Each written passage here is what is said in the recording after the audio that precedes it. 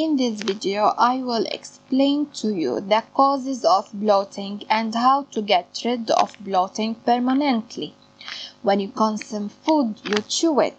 It passes through the esophagus, descends to the stomach, where there is a lot of acid. And why is the stomach so acidic? So you can break down proteins, and also that acid will kill any microbes on the meal.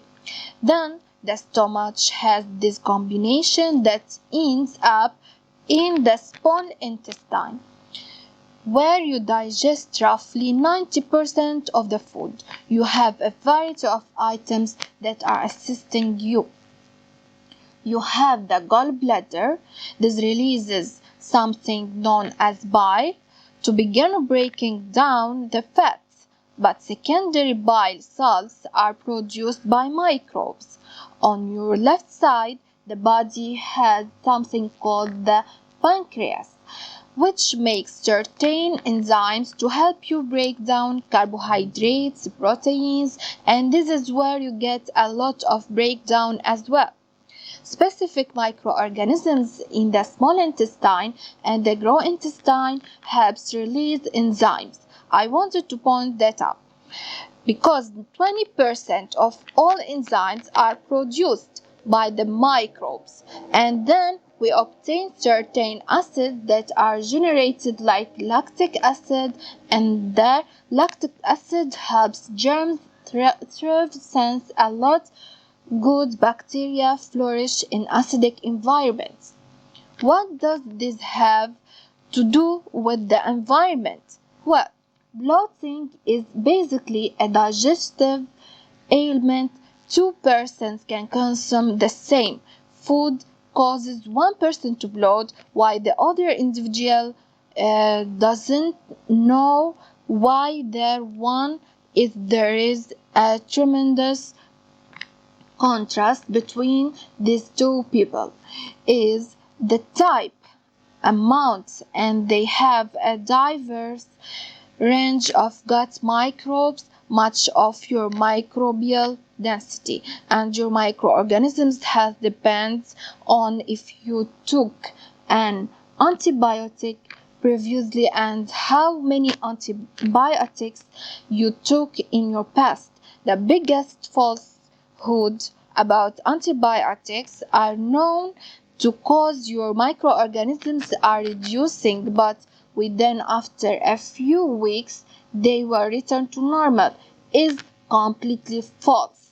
If you have ever had, and unfortunately the antibiotics make up your germs have never returned to the original variety in the amount. Let me show you chart of all these various bacteria. You don't need to know or memorize any of these, but remember these are bacteria that are in your gut. The L usually stands for lactobacillus, followed by the letter B stands for bifidobacterium. Okay, they're simply different types of germs after someone look for a broad spectrum antibiotic.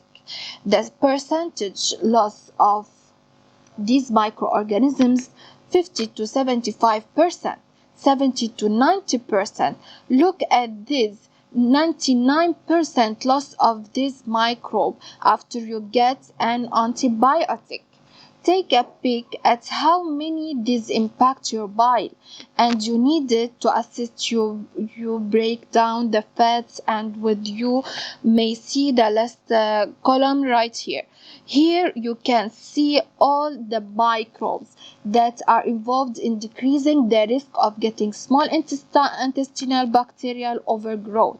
And if you're missing them, not only you will experience bloating, but to have gas, you can burp, constipation, among other things that imitate antibiotics. Why do you have bloating? So let's simply take glyphosate. This is a weed killer. However, Monsanto created a patent for glyphosate acts as an antibiotic because they kill bacteria. That effect do you think there has on your microbes if you are continually exposed to glyphosate? They used 3 times as much glyphosate on simply drying things out like non-GMO products. So here you are, you buy something because it's non-GMO. Think, yeah, this is fantastic, but you're getting even more of this antibiotic. Other things that can function as antibiotics is birth control pills, steroids, similar prednisone medicines for depression, PPIs used to treat acid reflux, artificial sweeteners, fluorine in water supplies, and even statin drugs. And I'd like to raise one point about, if necessary, use antibiotics. I strongly urge that you always take a probiotic simultaneously during the time you take the antibiotic, because your clinic would like to replace your microorganisms. We don't want to replace the bad. Let's talk more about antibiotics. There is some data that says, oh, you need to take the antibiotic for the full dosage for 7 or 2 days, weeks, or 10 days. Your data on there is truly not true. You want to talk with your doctor about this. But then according to the findings of the latest study, that you can get to the point where perhaps you're feeling better and then can stop taking it. It may be 3 days, because sometimes they scare you, like you need to keep taking it for this long period of time that truly produces more antibiotic resistance. Long-term antibiotics, it's false. The point is we have been taking antibiotics. 80% of antibiotics are far too lengthy, sold for livestock or other animals. When we consume, we are exposed to a lot of antibiotics. Even folks with calcium oxalate stones are kidney stones, probably from an antibiotic. This probiotic is named Oxalobacter, microbe that eats oxalates. These are probiotics are what, when we use antibiotics, it kills off some microorganisms, such as that one we currently have high oxalates. And it causes so much damage to our bodies. People can no longer digest meals simply because they do not have all of the microorganisms.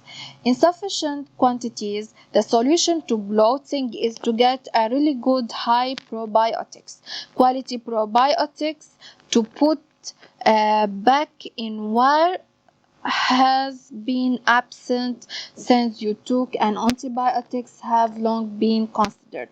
Okay, the other important item to ingest is frequent fermentation products, dairy fermented products, and like kefir, some high quality yogurt, also fermented vegetables, sauerkraut, you have kimchi, pickles, and things like that. Improved digestion. But you also have something else. The majority of microorganisms a person's body contains, they are inactive. Sleeping microbes is one technique to wake up dormant microbes. We must bring the pH in the right range to increase its activity. So it's make more acidity, and then they will basically return to life. and they start working. So when you take something incredibly caustic like kombucha or apple cider vinegar, what you're doing is waking up many dormant microorganisms, and now all these microbes can help to sustain the bile that you need. They can offer support enzymes that break down carbohydrates like fiber and even fats, and provide the capacity to relieve a lot of stress on your pancreas and gallbladder, your stomach and small intestine. Once you remove this overwork these microorganisms, the other organs have to overwork to try to compensate.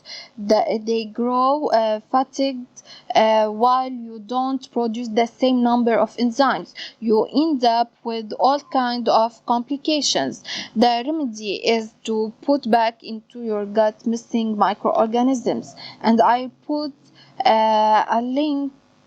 Uh, Please subscribe to our channel and click on the notification bell, like this video, and thank you so much.